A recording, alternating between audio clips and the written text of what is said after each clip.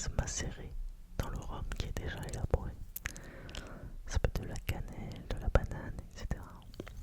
Mais en aucun cas ça n'a à voir avec le processus de distillation avant. C'est après que l'on rajoute des choses et qu'on laisse macérer dans le rhum.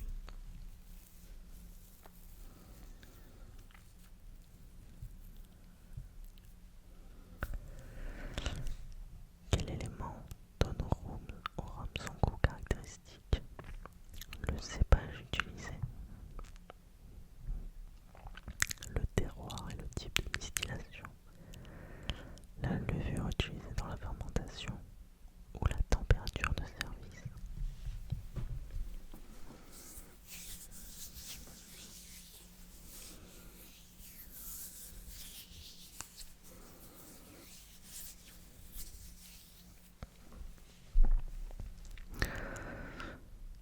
Il s'agissait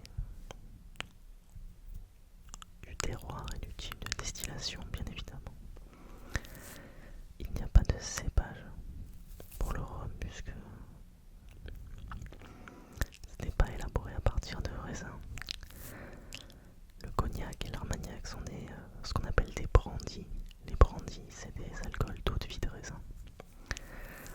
Et donc là, le cépage a un rôle très important, en effet. Mais pour le rhum, c'est de la canne à sucre.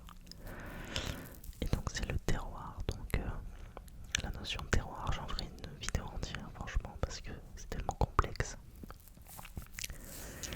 Mais il y a beaucoup de caractéristiques qui entrent en jeu, la minéralité dans le sol, la richesse du sol, l'exposition, la météorologie de la région, etc.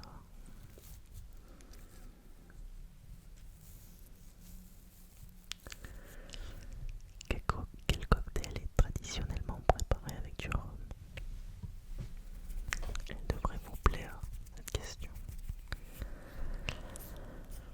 La margarita, le negroni, la pina colada ou le old fashioned.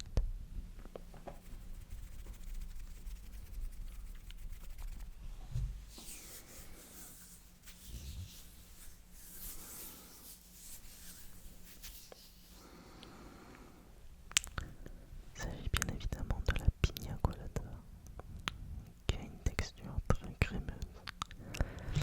Pour être honnête, je suis pas vraiment fan de la pina colada. Je préfère un bon Negroni, qui est un cocktail à base de Campari. Oui, je dis pas de bêtises.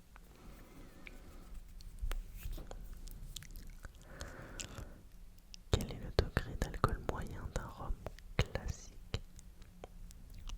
20 degrés, 30 degrés, 40 degrés ou 50 degrés?